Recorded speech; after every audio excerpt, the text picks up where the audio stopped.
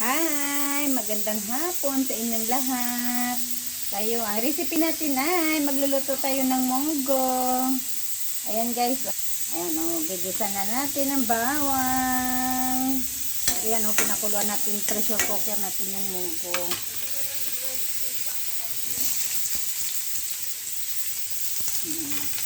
Sibuyas ang ating ilalagay. Gigisahin na natin yung karne natin. Tapos, andito naman yung chicharon.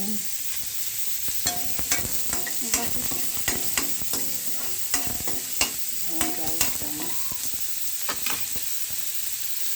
Tapos, kamatis.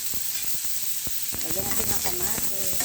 Yung halo natin ay alugbati. Ayan yung alugbati natin. Sa Bisaya pa po alugbati yan. Ayan. Ayan po. Ayan na natin yung ating karne, pork. Habang nagluluto tayo ng munggo na natin ang pressure cooker. Ayan guys, so daming taho.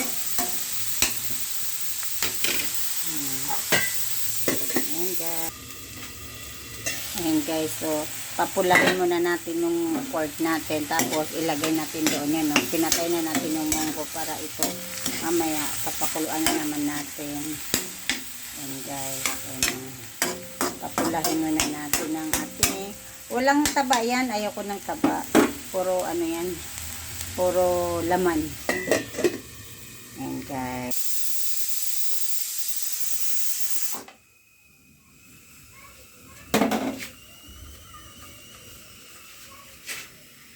Ano ba na natin yung pressure cooker natin guys, para ano talaga siya.